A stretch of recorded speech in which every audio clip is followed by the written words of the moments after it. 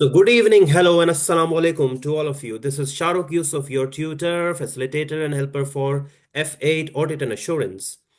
I officially welcome you all to the webinar of ACCA Audit and Assurance for the session June 2025, as you can see there on your screens. So today, the agenda is to discuss your syllabus, a brief and basic overview of your AA syllabus and how we will take this from here up until May. Okay, so it's going to be a light-hearted and an interactive session rather than we will not be drilling any particular syllabus area, but just a basic overview of what your syllabus looks like. So you can call it an introductory session. Now, this is the this is how it will go about. So this is the orientation session. On the left hand side, you can see, oh, that's me in such a nice suit. On the right hand side of your screen, you can see that these are my details. So Facebook page, Hybrid Learning and Careers. Please reach me out on this page. Like, share, and subscribe. And then the second, LinkedIn. So if you want to connect with me on my LinkedIn, that's my details, Shahrukh Yusuf ACCA. That's my email and that's my contact. Okay. So for contact, I don't really think that you guys would need the contact because you're all there in the WhatsApp group anyways. Now, we will start with the audit process flow. Okay, process flow. When I say process flow, what I mean is basically the steps, the sequence of something. So it's very necessary, it's very important to understand the a process before you dive in, you drill a particular area. So that's exactly what our agenda is for today, to see the process flow. So as you can see, um, just hold on. Before we understand the syllabus, the subject, it is important for us to understand what audit exactly is in your real life, because trust me, my objective is to share my knowledge with you all in a way that not only it helps you in passing your exams, but it also helps you out in your practical life. Because trust me, tomorrow, day after, or somewhere in the next 2, 3 years, you will definitely, for once, come across audit. Okay, because it is one of the it is such an important part and component of our profession that you just cannot shy away from. You cannot ignore it. You cannot condemn it. Some way, some way or the other, it will definitely haunt you. It will definitely follow you. So why not be comfortable with it in the first place? That's my objective. So the definition, what exactly is audit? Definition: an audit is an independent verification of a company's financial statements. When we say financial statements, we mean the accounts, the figures, the numbers, the performance of a company during the year, which can include your income statement. It can include your balance sheet, which shows your net financial position. It can include your cash flows. It can include your statement for changes in equity and your disclosure notes to the financials. Okay, so everything, these financial statements are the documents that illustrate the company's financial performance. They illustrate the company's financial position at year end. And in order to verify the authenticity of these figures, what would you do? Will you prepare the accounts and audit and check them on your own? No. How is everybody in this world so honest that they'll find out or flag errors in their own work? No, it doesn't happen like that. You need a third party. You need someone else. You need an independent person to check your work. It's like a student is writing an exam and checking his own paper script. um, and checking his paper script on his own. There is no examiner, there is no teacher. How's it going to work? In that way, everybody is going to secure a nationwide position. So, similar to that, You can say the company is a student who is preparing the financial statements. An auditor is a teacher, an independent teacher. Okay, he is not part of the company. He is not the employee of the company in any ways. He is a third party, and all he needs to do is to check to verify the authenticity, the accuracy of the FS, whether they give a true and fair view. The objective. Now, moving to the objective. What's the objective of an audit? What does an auditor do? We have already discussed here that he verifies the financials, but what's his main objective? What's his goal? What's his plan? So his ultimate objective is to express an opinion on the financials. So once he has checked these financials here, FS means financials, don't get confused, okay? Here. So once he has checked the FS, he will express an opinion on them. Obviously, if your teacher checks your your paper script, your exam script, will he not give you a feedback? He'll tell you whether you performed good or not. Okay. So your teacher is going to have their comments. They'll, you know, they'll award you some marks with their feedback. So this opinion, auditor's opinion is basically auditor's feedback on the financials.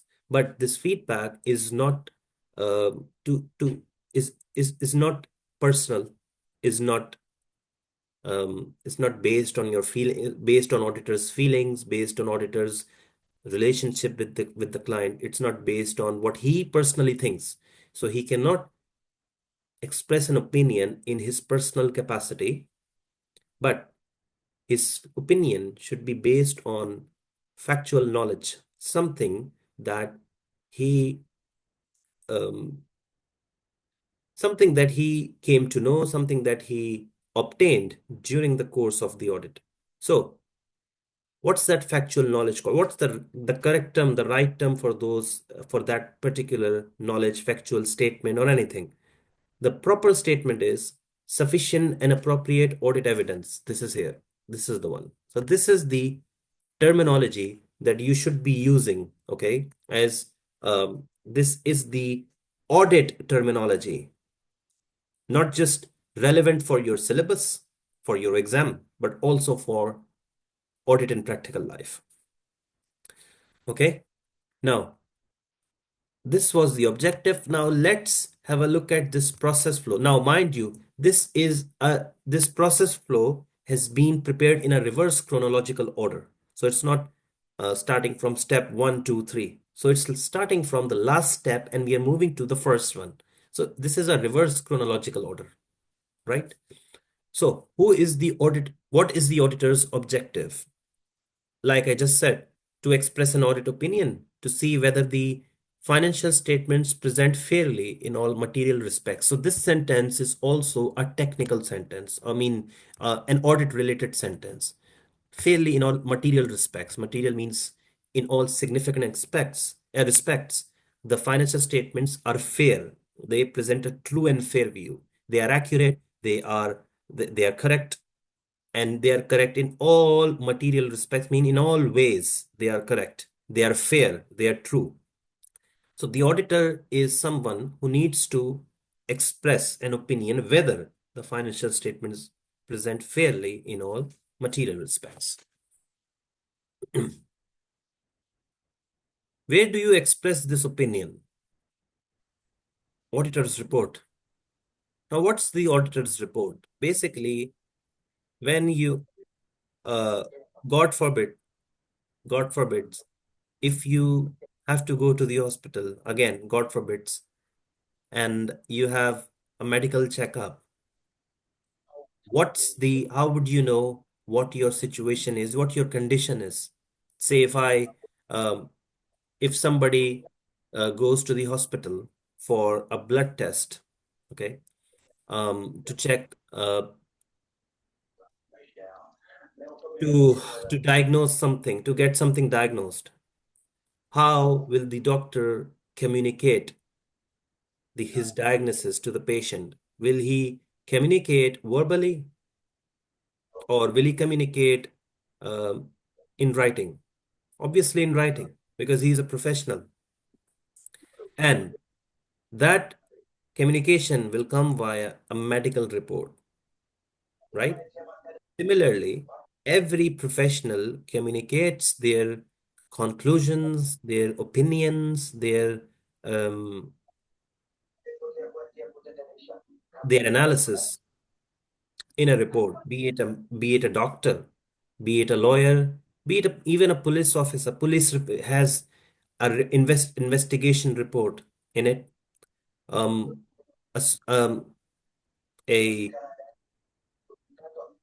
a judge of a court has its own version of report whereby he's um, communicating their conclusions, their findings, and the reasons behind them. So similarly, auditor has his version of report, and that's called an auditor's report. Now, moving to the third step, third question, what do you need to express this opinion? What do you need? Okay. The question is, you will express this opinion in an auditor's report. We understand. But what do I need to express this opinion? What do I need? Sufficient and appropriate audit evidence. The question is, what is sufficient and what is appropriate? So anything that is sufficient is in is in the correct quantity. I mean, it should be in the correct quantity. I mean, it's not like that you come across just one example and you go on to conclude based on that one example. No. So sufficiency basically relates to the quantity of the evidence. Is the evidence in good enough quantity? So then what about appropriateness? Appropriateness means the quality of the evidence. Say your evidence is an inquiry, is an information obtained from third party. It's not a client generated information. It's a third party information. Say the client say, for example, if the client is saying our bank balance for the year end for the closing bank balance as of December 2024 was $150,000. On the other hand, when you communicated with the bank told you no, the closing bank balance was only $50,000. So there's a difference of so there's this difference of $100,000, isn't it? So that who are you going to trust in this place? Which is an appropriate source of information? What do you think? Yes, please. Can you guys turn your mic off, please? Who is it? Please. Yes. Okay. So, which one is appropriate? Who are we going to trust as an auditors? Are we going to trust the client or we are going to trust the bank? If I'm the auditor, I will definitely trust the bank because that they are the third party, and third party evidence is always a reliable evidence. Okay, so that's one of the examples of a reliable evidence. Another example is the evidence written or communicated? I mean, or a verbal. What is the type of the evidence? Is it a written form of evidence or a verbal um, statement made? So again, everything that's in writing is a lot more reliable compared to something that has been something that's coming out of words, out of mouth. So words have no significance in auditors, in audit life, in a professional life. Everything needs to be in writing. Okay, so for record keeping. So appropriate means is basic. Always remember when you hear the word appropriate evidence, always remember, is the evidence reliable enough? And for reliability, remember that the evidence needs to be a third party evidence. It needs to be something in writing, and the evidence needs to be obtained by auditors' independent procedures. It's not like there's something the client is providing you and you are not verifying it you are not checking it. So auditor always needs to check them. So again, checking them, third-party evidence and written evidence, written form, these are the examples that make an evidence a reliable one, and this becomes reliable, it becomes appropriate. Okay, up till now, do you guys have any question, or shall I move to the next slide? Does anybody have any question at all? Please don't feel shy. You guys have paid for this course, so make your money worth it.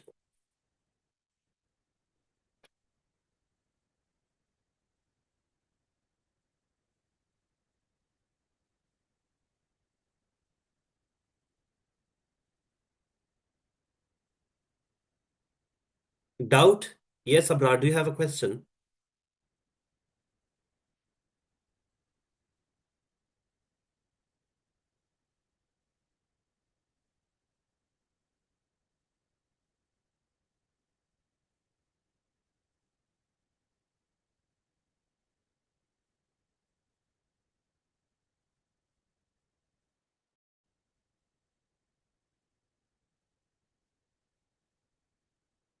Yes. If we were to decide between the client and the third party, then we will rely on the third party, because third party's evidence is always a reliable source of evidence. Third party has no stake involved. That's why third party, I'm not saying that they can't lie. They can lie as well, but their chances of lying are low compared to the clients. Why? Because client has such an important stake. They want to get done with the audit without any problems. So they want a seamless and smooth audit process. On the other hand, the third party has absolutely no stake involved with the auditors. So they are very, they have minimal chances of providing a fabricated piece of information. I hope that clears. Moving to the next slide. Audit process flow. Now, we were just discussing your audit sufficient and appropriate audit evidence. Now, the next question is, how would you achieve? Inside the puri. Exactly. The question is, how would you achieve this evidence? So, we achieve this evidence by performing audit procedures. And we have two types of audit procedures. Number one, test of controls. Number two, substantive procedures. Now, this area, Kina, are you there?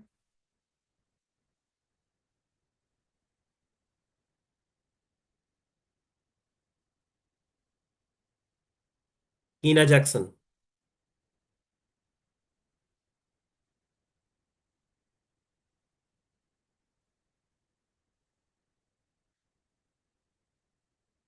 Okay. I don't think, Kina, once you hear me out, so please turn your mic on. Till then, I'll continue. So, how would you achieve this evidence? By performing audit procedures, test of controls, or substantive procedures. The reason that I've highlighted substantive procedures is because this is one of the most important areas of your exam. One of the most important areas. So you can expect, the weightage of this area is 30 to 40% easily. And what marks do you need to pass the exam? What are the marks that you need to pass? 50. And out of those 50 marks, just assume if you are able to secure, see, 30 to 40% from substantive procedures, you have a brilliant, just such an amazing chance of passing. I mean, that's enough said. So that's the only reason why I've highlighted this. But that doesn't mean that we should be ignoring other areas. It's just that in historically, this is a very important component of your syllabus likes a lot. Now, when does the auditor perform procedures to obtain audit evidence? So we know that, let's have a look at the process flow again. What do you need to express this opinion? Evidence. Now, the next question is, how would you achieve this evidence? We will achieve. Okay. When does the auditor perform procedures to obtain evidence? When? During the fieldwork, when the auditor is responding to the assessed risk. Now, you can ask me, what are these risks? audit risk. That's one whole huge syllabus area we will be dealing with in the next couple of weeks. So for now, procedures to obtain audit evidence. During the fieldwork stage, when the auditor is performing procedures to respond to the assessed risk. It's during the fieldwork stage that we are performing procedures, be it test of controls. Objective is to respond to the risk that have been already assessed by us. Again, the question is, when does the auditor assess the risk? When does the auditor assesses the risk?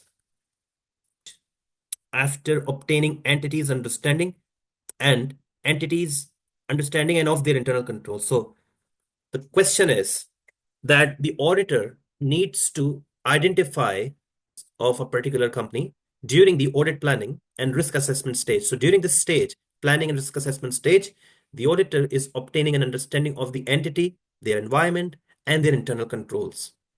So what do you mean by that? So we are basically understanding how the company works, the organization structure of the company, the business model, their revenue stream. So we are doing our research, okay? And this includes a research of the company's internal controls as well. So after we get that understanding, we identify and assess the potential audit risk. Lastly, what do you do? Thing. Somebody has a question.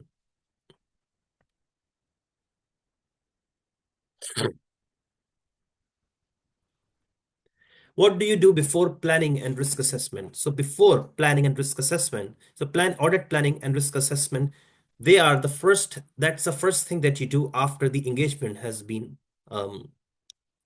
after the audit engagement has been accepted. But before that, what do you do? So before accepting an audit engagement or an audit client, we perform preliminary engagement activities and we ensure the preconditions of audit are. Okay. Now this is, sorry, before that, third slide. In this slide, this box, preliminary engagement activities and preconditions of audit will be, do you guys have any question, any confusion or anything at all? Just raise your hand. If it's clear, if there are no questions, then just write in the chat box, clear or good to go, anything like.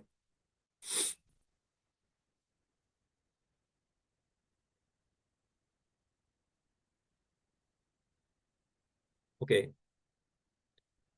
Now, moving to the next slide. So this was a process flow. Now we have, in slide 4, we have details of the process flow. Like I told you, now this is in a chronological order. So this is in a chronological order, in ascending order, from step 1 till the last step. Step 1, like I told you, preliminary engagement activities, planning and risk assessment stage, fieldwork testing, performance procedure stage, and completion stage. So these are the 4 stages in an audit process. Now, I was talking about preliminary engagement activities. Now, these include client acceptance and continuance decisions for new or existing engagements, respectively. So, before accepting a new engagement or before continuing at an existing for an existing engagement, you need to decide on a few factors. So those are called client acceptance or continuance decisions. And alongside them, we have to go in a bit more detail. Examples of acceptance continuance decisions before an audit engagement. So before accepting an audit engagement, a new one or an existing one, you need to ensure that the audit fee commensurates with the level of work required. Say, if you feel that we'll have to work for 150, 200 hours, but the client is paying you only $100. So does that make sense? Do you really think that's worth it? $100 for 150 hours. You'll be like, I'm not begging, Mr. Client. I'm a professional. Okay. If you were to pay this amount, don't give me anything. I'll do it for free. You're being sarcastic, aren't you?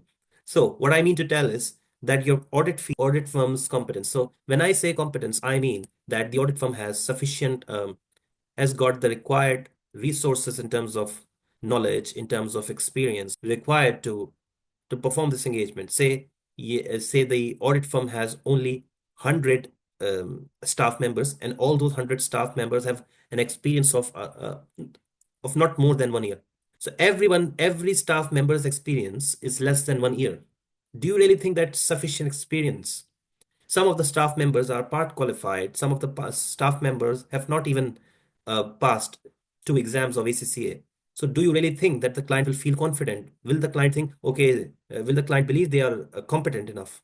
They lack technical skills, they lack experience, they lack the expertise, they lack everything.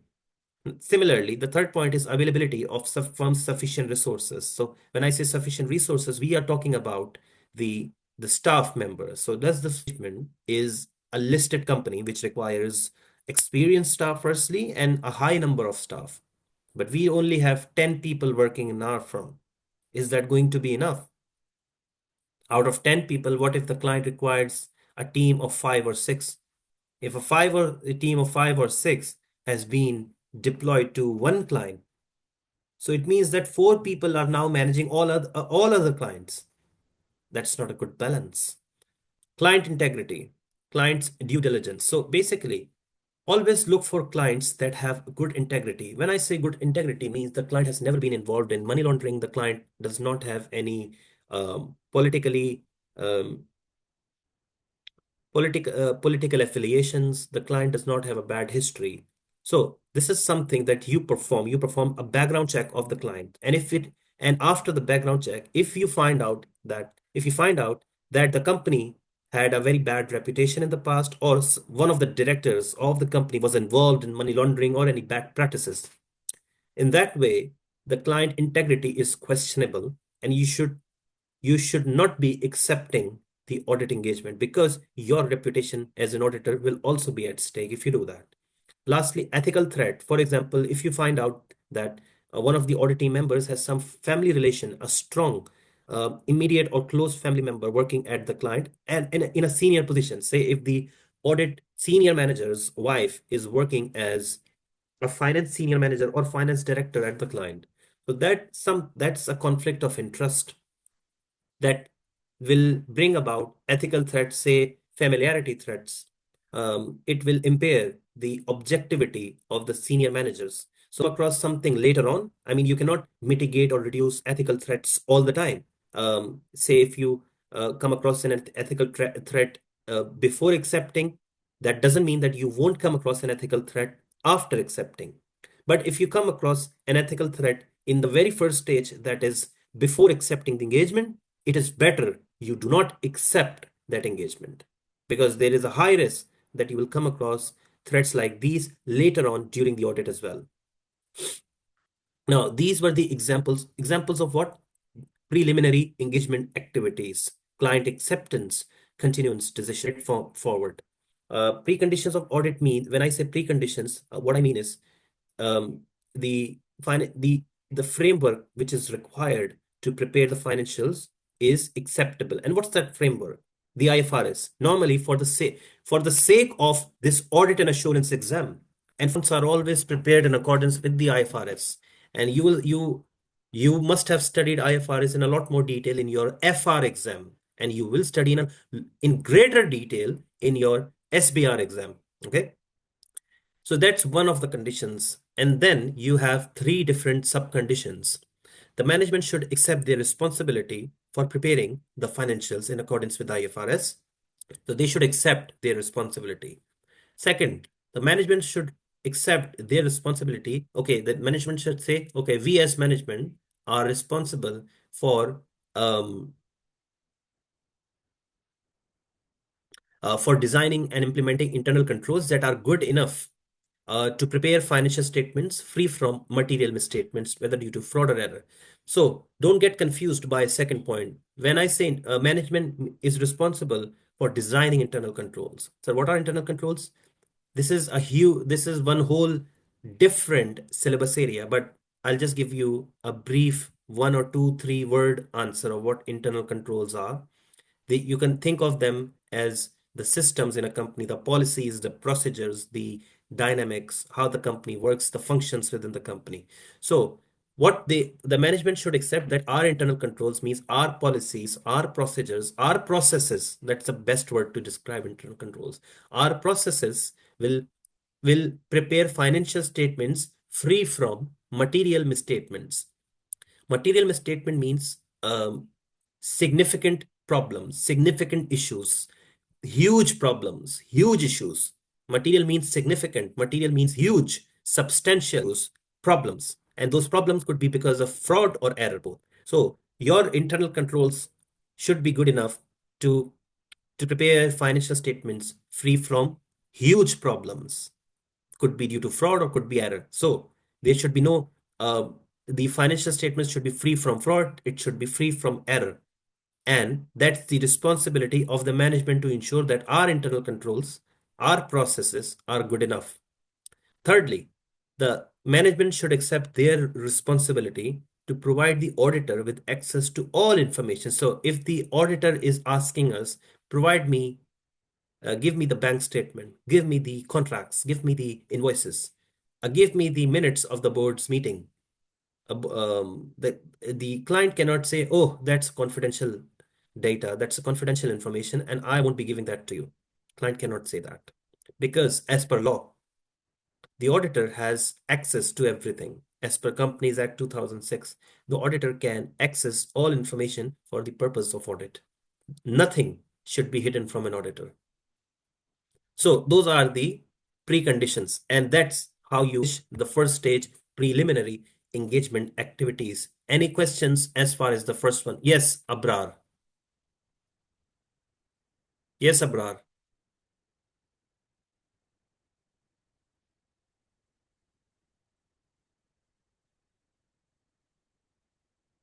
Yes, it's in the UK. Yeah, it's in the UK. Don't get confused with that. Yeah. ACCA again is a UK based certification. Now, so if the first stage is clear, if you are happy, just write down happy, clear, good to go in the chat box, whatever.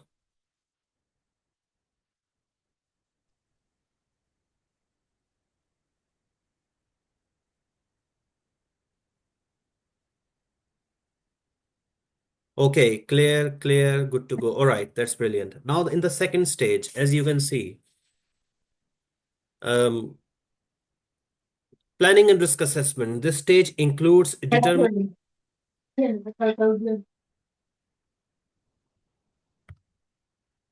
So, the planning and risk assessment stage includes determining terms of engagement, the engagement letter, starting the audit strategy, and the audit plan. So, hereby you have accepted the engagement, and now you are s- just starting to hit the ground running. You're just starting up. Okay. So the starting point is engagement letter, whereby you and the client agree on the terms of engagement. Then you prepare the audit strategy, and then you move to the audit plan. So audit strategy is a basic document of what your resources, how will you deploy your resources, the scope, what will be the scope, timing, and extent of the audit. Basically, the strategy focuses on the scope, timing, and extent of the process. Audit plan is something that goes a bit more detailed. Okay. So thereafter, obtaining an understanding of the entity and its environment and also internal control. So you obtain an understanding of the entity, you obtain an understanding of the clients. Um, like I mentioned previously, and this understanding gives you a good idea of what risk-prone areas are, what could be risky, what are the risk-prone areas, what are the potential risk that the auditor might need to focus on later during the audit. And once you find out the risk, you determine the materiality. Now, materiality is basically a threshold. You will definitely find out later on during your course what materiality is in your pre-recorded sessions. But for now, just remember, materiality is basically a threshold that an auditor decides based on the risk assessment that he has performed already. When I say materiality, so that threshold is, say, if as an auditor you come across a problem of $10,000 in your financial statements, Your materiality will help you identify whether this $10,000 problem is significant or not. Say if your materiality is $5,000, that's your benchmark, that's your threshold.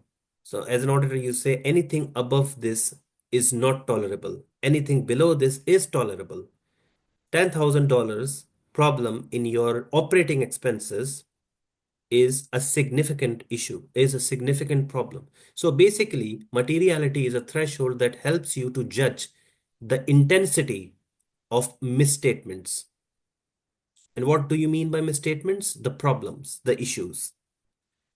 If anything is above your materiality threshold, you will say that it is a huge problem. This is this is a big problem. This is a big issue.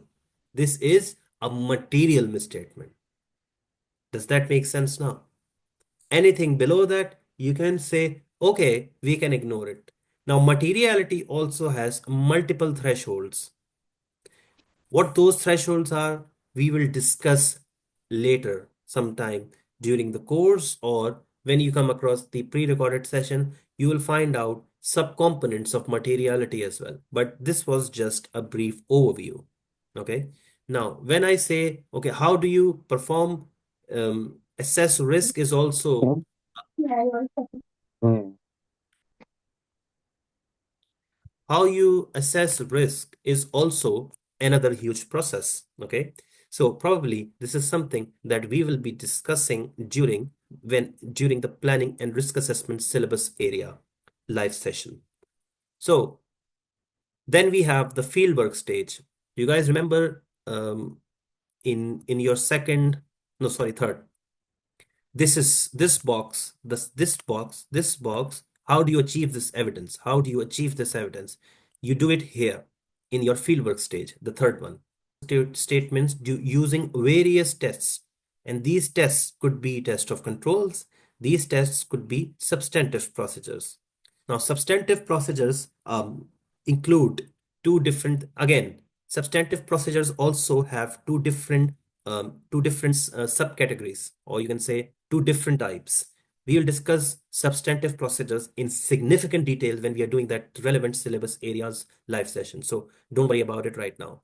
For the record, all you need to know is that these procedures will help us examine the accuracy of the financials. That's our ultimate goal, ultimate objective. And it may involve verifying the transactions, overseeing the the processes, or requesting more information.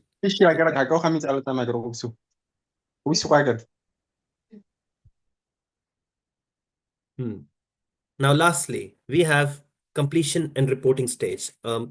Just hold on, please. Now, completion reporting stage is very simple. Over here, we have done with assessing the risk. We are done with responding to those risks. Okay. Now, all we need to do is we need to express our opinion. We need to draw our conclusions. And those conclusions will be based on the evidence that we have obtained by performing the relevant procedures. Again, what we need to do during the completion reporting stage is we need to express our audit opinion. We need to draw conclusions in the auditor's report. And all these conclusions, this opinion is going to base on the evidence that you obtain during the fieldwork testing stage. Okay. So your evidence could be that you are happy with the client's, your conclusion could be, your opinion could be a clean opinion. So there are two types of opinions. Modified opinion, always remember, I'll write it somewhere.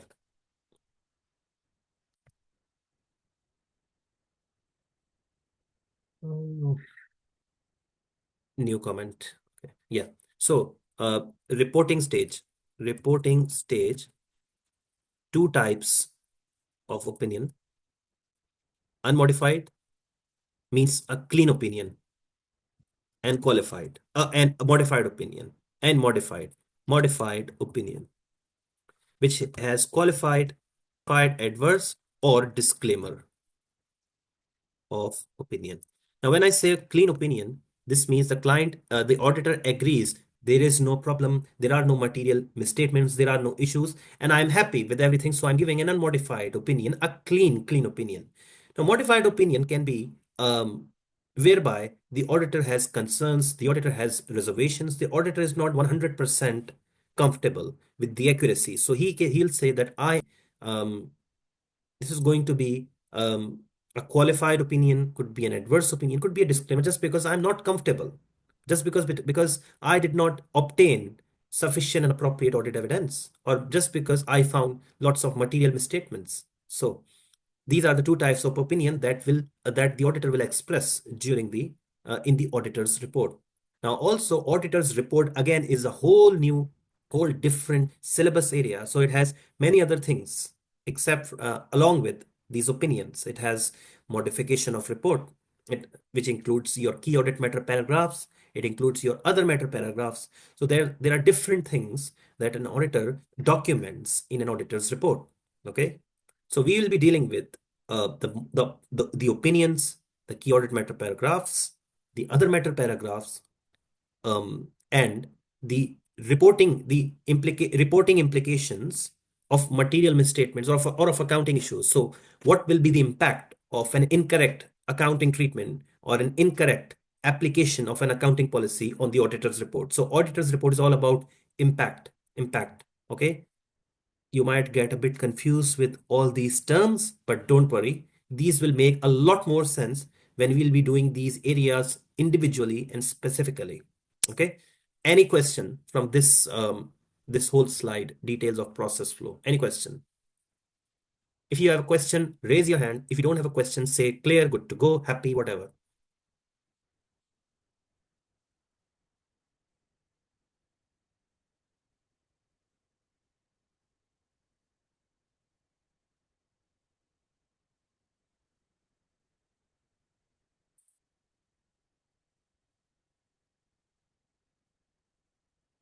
Hello,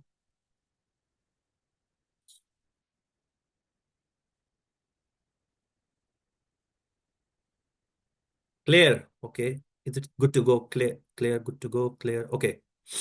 Um, one One thing, oh, I just remember one thing. There's something that I missed. During your fieldwork testing stage, like I mentioned, that you guys perform, that the auditor will perform procedures. And those procedures could be test of controls or substantive. So those procedures will be performed on a sample basis. Like that's what you call audit. Forgot to deliver. What is audit sampling? So audit sampling basically means that the auditor will draw a sample based on the based on a particular risk prone area, in equity securities as a risk prone area. Or let me give another example. Say operating expenses. The auditor needs to verify the operating expenses are in huge quantity. There are thousands of rows. There are thousands of figures there within your operating expenses section. You cannot be auditing everything. Will you be asking the client to provide you with thousand supporting documents, supporting invoices? No. What you will do is you will draw an audit sample, and your audit is again a different story. I'm 100% sure you'll find this out in the pre-recorded sessions. But for now, it's you have one. Let me give you an example. It could be half. It could be yeah. So those are two examples that I remember as of now. So there are two ways: systematic sampling and non-systematic sampling. And within systematic and non-systematic, you have different examples. So the two examples that I remember now are monetary unit sampling and haphazard sampling. Again, just because we are not dealing with audit sampling specifically right now, it might seem confusing, but you'll definitely find it out later during the course. Okay. Now, we are done with the process flow. Done. Now, this slide is a lot more relevant. This slide, and the next two slides are a lot more relevant for our session um, to the audit structure, to the two audit stages. Code of corporate governance. This is one of your syllabus A. Code of corporate governance. Again, this is a code of, it's all to deal, it all deals with rules. Code of corporate governance deficiencies can be identified at any stage, but mostly at planning and risk assessment stage. Now, what I'm going to ask you is basically code of corporate governance are rules for good corporate reporting, for good corporate practices. Say the company has the right amount of directors, the company has the right amount of has the right balance between the executive directors, the non-executive directors. The company has the company's chairman is different, the company's CEO is different.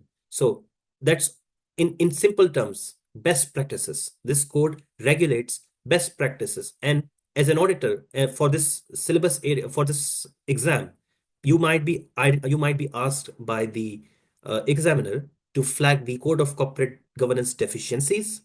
And how would you respond to those deficiencies, or how would you recommend improvements for those deficiencies? Deficiency means errors. Deficiency means problems. Deficiency means lackings. Okay, so you can say for lackings, how will you suggest or recommend improvements to those areas?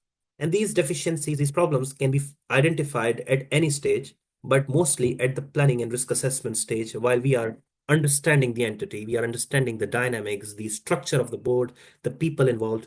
So otherwise, it can be found at any stage. Now, deficiencies are reported, and how will they be communicated?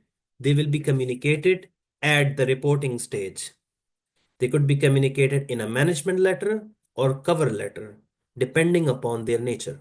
Okay. When I say management letter basically deals with the deficiencies of internal controls. Okay. But if you feel that this code of corporate governance deficiency is interconnected with an internal control or internal controls, then it will be communicated in a management letter. If you feel that CCG deficiencies have nothing to do with internal controls, from internal controls, then you will communicate them in a cover letter. So that's why I said depends on the nature. Now, code of ethics. This is your chapter 3, just by the way. Code of ethics, not specific to any stage, the circumstances when it occurred. Yeah, threats can arise at any stage, and I made it clear previously that you can come across threats at any particular stage. Then we have the planning and risk assessment. We already did it. So audit, planning, and risk assessment stage. Eyes are three. You don't need to worry about them. Okay. But this is your syllabus number 5 and 6. You know what the purpose of this slide is? The purpose of this slide is basically to create a link, create relevance between the audit stages that we discussed in the previous slides and your syllabus areas. So you'll be dealing with the very first column, this one. You'll be dealing with this column throughout your. I'm creating this link is to tell you all how our syllabus is connects, or how our syllabus is relevant with the real world audit. I'm trying to create the link between the structure with the practical audit. And that's exactly the reason why we discussed the process flow and the stages before, and now I'm walking you through the syllabus areas and the relevance. So planning and risk assessment, again, chapter 5 and 6. Then you have internal controls, audit, and also audit testing stage, the fieldwork stage. You guys remember the fieldwork stage we did in the previous slide? So internal controls are relevant to the third stage over here, this one, and this one. Okay. For audit planning, how are they relevant? So you need to, as an auditor, you need to evaluate the design and implementation and the relevant control. So do you guys remember the precondition of audit? I'll take you back to the precondition. Here it is. For internal controls, management accepts their responsibility for internal controls. That's all you need to read. Management accepts the responsibility for internal controls. This to design and implement the internal controls. Sir, then why have you connected this with the auditors? Because as auditors, we do not need to design and implement the internal designs. We need to verify those designs so that we can identify control risks. Control risk is the risk that the internal controls implemented by a company will not detect material misstatements in the financial statements. Will not detect material misstatements. What are material misstatements? Huge problems, big issues huge issues. So the controls implemented and designed by the company are simply just not good enough. Not good enough. What does that mean? Not good enough to identify material misstatements. Who is going to evaluate this? Who is going to draw conclusions on this area? That's the auditor's job. And that's something that you do at the audit planning stage. Okay. Now, during the testing stage, the fieldwork stage, you will you will test those controls. You will respond to those control deficiencies. Okay, it could be you will firstly identify them. You will come across them, and then you will perform tests, and then you will recommend improvements. Where do you recommend improvements? Here, management letter. This reporting stage, something that I forgot, but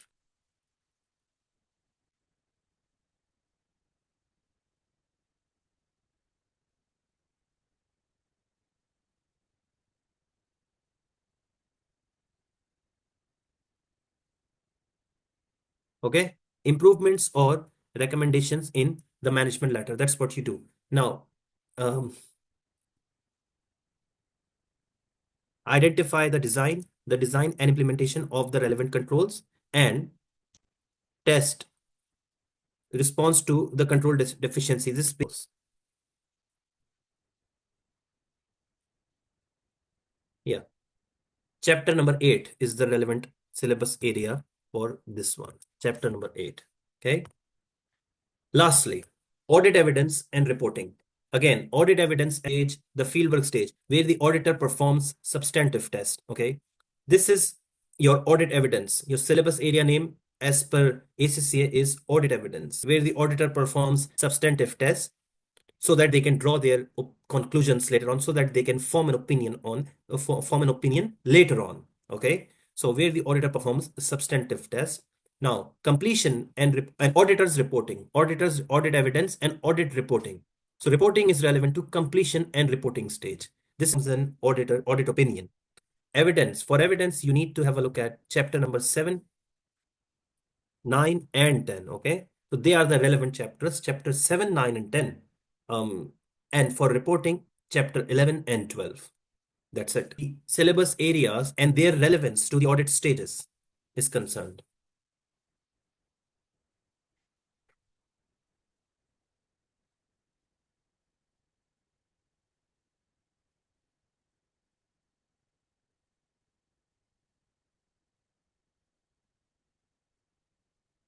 Any question?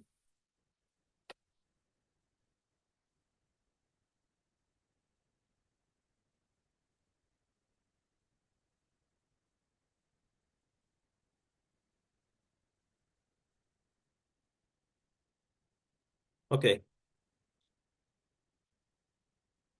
Exam structure. Now, finally, we are heading towards the end of the session, so you guys don't need to worry much. Exam structure. 2 questions, A and B, with 6 questions across the exam. I mean, in total, you have 6 questions across the exam, and you have 2 sections, section A and B. Question type, MCQs, structured questions, section B, 30 marks, okay? 70 marks. So you have 3 long structured questions for a total of 70 marks, and 3 MCQ questions for a total of 30 marks in section A, and 3 long structured questions for a total of 70 marks in section B. You have, it's how, let me open my Excel and I'll show you how.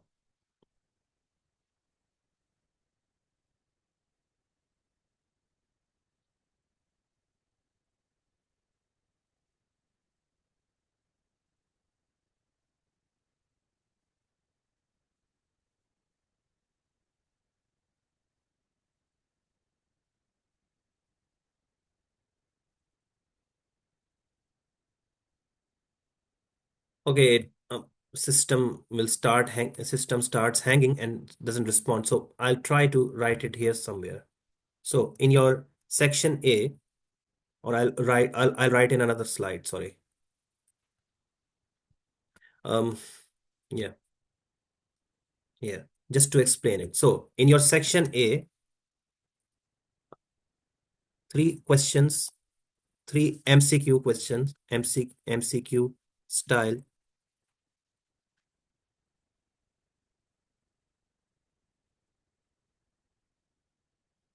Each question will fetch 10 marks, 5 sub-parts with 2 marks each. What does this mean? Don't get confused. 3 questions in total for 30 marks in section A. Now, each question for 10 marks. Now, if you talk about just one of them, that 110 marks is further subdivided into 5 different parts. Fetch you 2 marks. So 2, 4, 6, 8, and 10. So that now those 5 sub-parts will combine to make up one whole 10-mark question. And then another one, 10 plus 10, 20. Section B. Section B, 70 marks. It has uh, three long structured questions. Okay. And what's the combination? One question for 30 marks, questions, two questions, 20 marks each. So that means 20 plus 20 is equal to 40. And then the last one will be 30. 20 plus 20, 40, 40 plus a structure, how your marks are allocated across your 2 different sections. Right. Now, basically what we are going to do is we are going to, for this area, we'll do lots of practice out is 3 hours. This is one of the most important points that you need to remember, that one of the reasons why students struggle is because they fail to manage their time properly. They fail to use their time properly. Okay. So remember, time allowed is 180 minutes. Total marks are 100. Slide. So this is a course overview, basically. Like I told you that about time, we will focus on stress, pressure, and time management, where you complete your answers within the required time.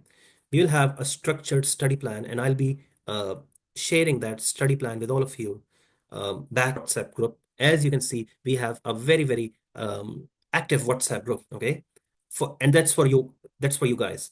I've also observed that over the past quiet, very silent. It's only me who is sending messages.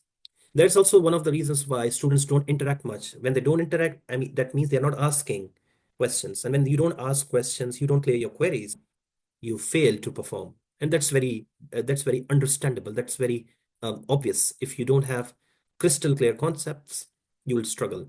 So notes, extra information notes, and exam technique notes. So one of the cores of this syllabus, this course is exam technique and practice. And sufficient practice with the right concepts will help you in passing the exam.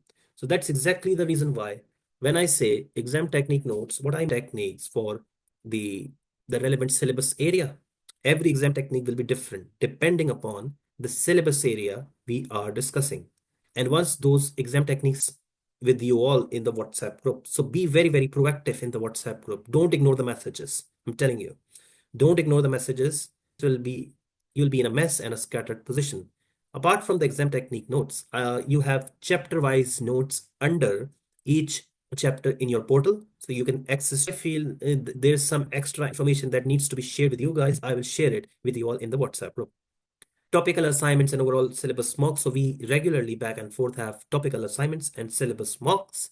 So we will be having live sessions whereby I'll focus on drafting practice. So don't confuse yourself. You shouldn't be having any confusion or ambiguity. Like sharing the concepts, the basic concepts in the live sessions, because live sessions are very time restricted. Okay.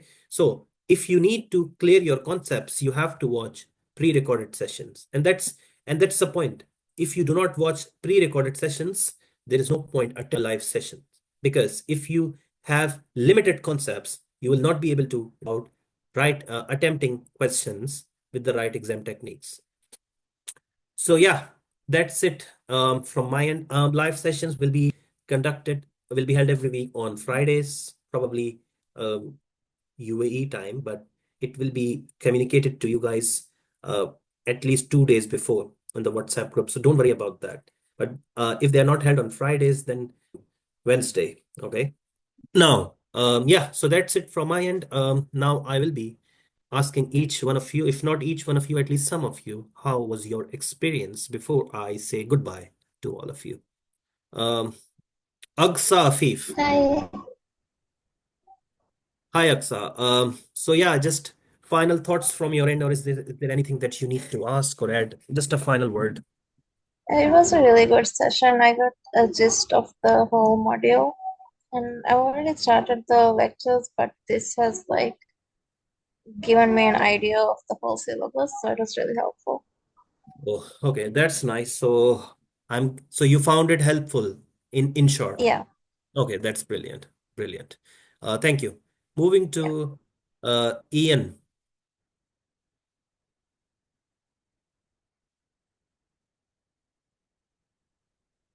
Ian, yeah, yes, Hello, Ian. hello, sir. Hello, hello. Yeah, no, I think all good at this point. I've been following. So, in short, just uh, in one word, did you find it, did it make sense to you, the session? Yeah. Yes, it made sense. Okay, that's right. That's correct. Okay, brilliant. Moving to who else do we have in the class? Marcus. Marcus. Oh, I followed everything up until the preliminary engagements and so on. Unfortunately, I missed about a good bit. I was away from internet access. So I will go back to the recorded session Okay. and re-listen and take my notes. I'm sorry about that. I'm just letting you know that I'm preparing for the September's attempt. I know you say you with us up until May. So Uh, should that be for this session is for May, but after May, then there's a break of another? a break of two Okay. weeks, and then another session for September. Yeah, Okay. yeah. So All right. yes, yeah. But this is relevant for May as well. Okay, this session All right then. for September as well. Sorry. All right then. Okay. No, it's all right. Just do go through once it's uploaded on the website. Okay. Right. Yeah. Now, who else do we have in the class? Nikela. Nikela Sylvester. Sylvester Stylon.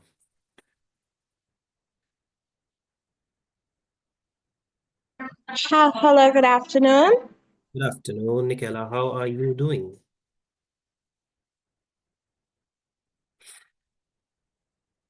Yes, Nikela. I am well. I Mhm. had a lot of issues in the beginning getting to here, so I kind of joined late. Okay. Um, so I was just trying to follow along. hmm Where did you join from? What slide were we on when you joined? I joined about you were discussing the stages in the audit process. Okay. All right. All right. So, So yeah. But just an overall thought. Do you feel that when you'll rewatch the whole of it, you'll find it helpful in any way?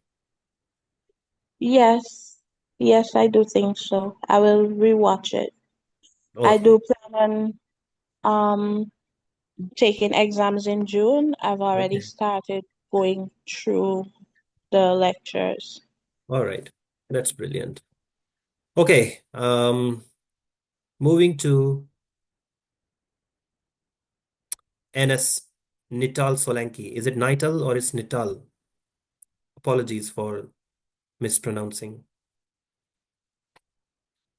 Solanki. Hi, how are you? I am good. How are you? Good. I'm sorry about the noise. There've been some prayers going on, so that's why. Where The are you from?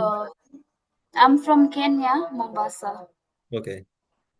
Right. Yeah, Okay. so because of Ramadan, there've been prayers, so I you know. might hear some noises. Yeah, yeah. I know. Yeah, apologies for that. The Are you done with the presentation. iftar? Yeah, sorry. Are you done with the iftar? No, I'm not a Muslim, but Oh, yeah. All right. yeah. So Sorry. the presentation was good. I just wanted to know, Mhm. normally in every exam there are some specific topics which are frequently tested. Mhm. Like there are some topics you expect them to come no matter what. So maybe Mhm. if we can also know that, so that while we are going through the course, we can focus more on that. If by God forbid, if there is no enough time for someone to prepare for the exam, they know what major topics they can touch and revise and still at least get pass marks for the exam. Okay, that's a very good question, but that's not the right time for me to answer it because that is something that I will be addressing in the just 1 month before. Do you know what I mean? When we are finally towards the end of our June session. So that's something that I will address later on. Again, what I'll share, even when we are towards the end of the session, I'll be sharing the priority order or topics that have been heavily tested in the past. But that doesn't mean that other topics are less important. Every topic is important for you because every syllabus area is tested. Trust me, there is absolutely no syllabus area that is not tested in your exam.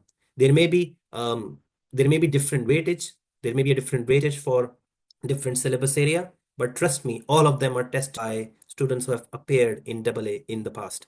So coming back to your question, we will discuss this just a month before when whereby I share the revision period related notes with all of you. Is that okay? Yeah, thank you so much. No problem. Okay, who else do we have in the class? So we have, yeah, um, Wilson Wesonga. Wilson Wesonga.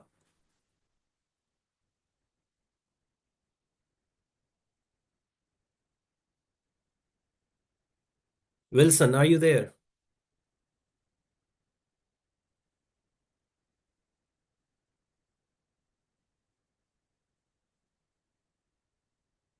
I guess he is not there. So who else do we have in the class? Yes, Abrar. Hello, sir. Yes, The session was good, comprehensive. I do have a few questions though, if you don't mind. no problem. Please go Uh, ahead. you tell me how long are the recorded classes altogether, approximately? Like how many hours? Um, I can't give you the accurate figure, the number for all of them, but I can give you the duration on average for one of them, if that's okay. Sure, I'll then figure it out. Yeah. So on average, one session takes about 20-25 minutes, a recorded session. So not more than that. Right, right. So you should be expecting every video that you're going through to last for 20 minutes because again, what I personally believe in is to go in a lot more details during live sessions as opposed to recorded session. That's the reason why we have compiled uh, relatively shorter videos. Okay. Understood. Uh, Yeah. I do have a follow-up question for Yeah. after that as well. So, like I mentioned earlier, I'm hoping to finish the syllabus, just understanding the syllabus within the Mhm. next 35 days or so. Yeah. Would that be enough, or is this less, or just to get a overview of the syllabus in detail? Will those days be enough? 5 weeks or so? Um, I mean, that's a very subjective question, Abrar. I mean, it doesn't have a definite answer. Right. Will it be enough or not totally depends on the quality of your preparation. You know Right. what I mean? I mean, when I say quality, what I mean is that you should be 100% comfortable with whatever you are preparing. There should be absolutely no doubts. There should be absolutely no issues, no problems. And it should be a combination of your um, conceptual knowledge and the ability to apply that knowledge. If you believe that within the next 5 weeks you're able to practice the past exams too, then I can say, okay, 5 weeks are more than enough. But if it's just going through all the syllabus without practice, I don't think so. So again, this is a subjective question and totally depends on the quality of your methods, of your plan, um of your strategy. Does that make sense? Yes, sir. Also, so Yeah. if that's the case, how would you suggest I go about learning audit and assurance? Okay, so for that, just follow the plans that we have that we share on the WhatsApp group. Okay. Uh, Say for the next week, I'll be telling you after I've done talking with everybody, I'll be telling what we are going to do next week. And so I'm sharing the plan with all of you, but that a weekly plan with everyone. So just be attentive in the WhatsApp group, be proactive and follow the plan, follow the messages. However, I would definitely suggest you and everybody else to give at least 1 hour a day to this subject. This will become a tough subject. This will become tougher if you do not give sufficient time to to this subject, to this exam. This becomes a problem later on. It will become a problem in the later half of April in case in case you haven't devoted sufficient time previously. So that's exactly what I suggest right now is give at least 1 hour a day. I know it's difficult, but that's what um, you need to manage. Is anything else, Abrar? Understood. That's it. Thank you, sir. No props. Yes, Solanki, you raised your hand again. Yeah, so I wanted to ask you, apart from this, I'm going to follow the Vertex program the way it is, obviously.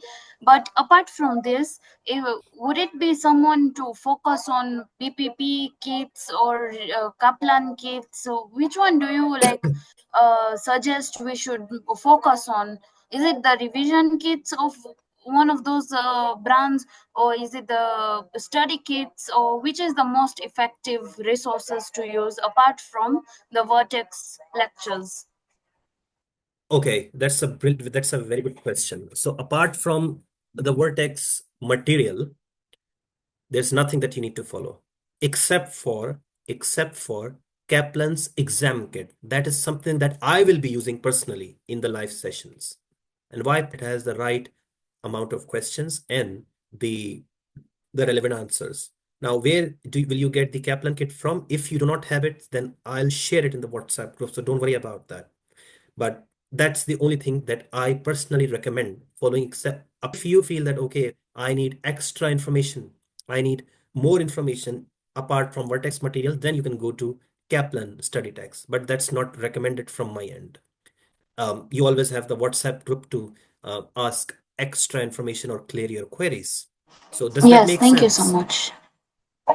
No problem. Who else doing class? Terrero Talent, the, the girl with the most beautiful name, Terrero Talent. Are you there in the class?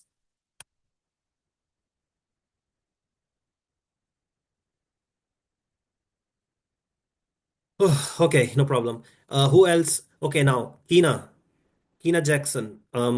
What are your thoughts and how would you must have heard the questions of other students as well. So I would like you to give your feedback on the session and also share your experience, prior experience. Well, I think the exam is possible with the right preparation and not Mhm. and not going into other materials. For example, using an ACCA well, for me personally, I was using multiple sources for questions and answers from other places, and I guess I guess the issue that I think with me is that those sources that I was using, I wasn't able to vet it if it was actually the correct answer. So I was using their structure. So I should, as in, I recommend everybody using serious stuff because that you can pass from it. Do you feel that if a student is using multiple sources, do you think because you does that make you confused and boggles up your mind? As in terms of BPP kit versus the Kaplan, I realize that there's a difference in how they structure the questions and answers. With Kaplan, you have it more.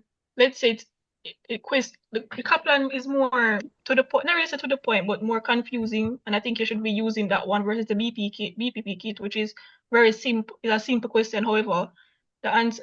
Sorry, I really don't know what to say with that, but I just whatever you say, that's what I'm working with. Okay. No, that's pretty much. And in any suggestion for any suggestion, from your experience, what a student needs to do from the very first day? Should he wait for the last week or last month, or should he prepare a plan or do something from the very beginning? And if he needs to do something from the very beginning, what exactly does he need to focus on from your prior audit experience? Follow the syllabus, follow the resources sent in the WhatsApp group. Any questions you have, ask it from early versus 2 weeks to the exam time and 1 week to the exam time. And practice from early too. Don't wait until 2 weeks before the exam or a week before the exam. That's the time you're practicing. Start practicing at least a month earlier. So whenever the time dwindles down, you'll be calm, you'll be relaxed. So you say the earlier the better, isn't it? Yes, sir, it is.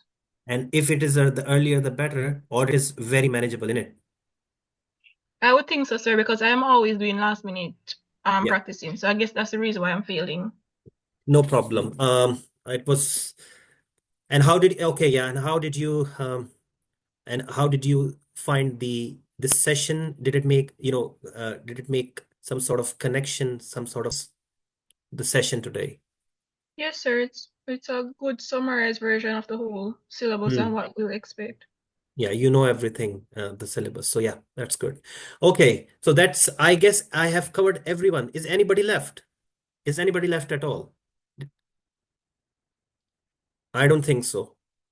Yeah, I guess everyone has been covered. That's brilliant. Okay, now the next session will probably be held on Friday. So up until Friday, I expect you all to chapter number 1 till 4. Like I said, those are very short. Those are short videos for 20 minutes each. Okay, 20 minutes. Chapter number 1 to 4. Sorry, chapter number 1 to 3. On Friday, we will be dealing with your first live session, that will focus on your code of corporate governance. Code of corporate governance, this syllabus area, this one. The first one, chapter number 1 to 3. Chapter number 1 and 2 are your basics of audit. So, but primarily we'll be focusing on code of corporate governance because this is something that is stated in your till Friday. Go through the recorded sessions of chapter number 1 and 3 and also go through the chapter wise notes of chapter number 1 and 3. Where can you find the pre-recorded videos? You'll get the pre-recorded videos on the website. Okay, can we know what else is the question? Will we get these plans or tasks every week until the exam? Yes, you will get plans and tasks. Necessarily mean a Word or PDF document of a plan. I can also mean the messages that I send on the WhatsApp group. So any message that I send, just look out for the messages. Those can be my plans as well. So for this week, your plan is to go through chapter number 1 and 3, the recorded videos and their relevant notes. That's it. And then I'll see you all in the upcoming Friday in our first live session. I hope you all have this. Study well, study hard. This is your tutor, Shahrukh Yusuf, signing off. Goodbye, everybody.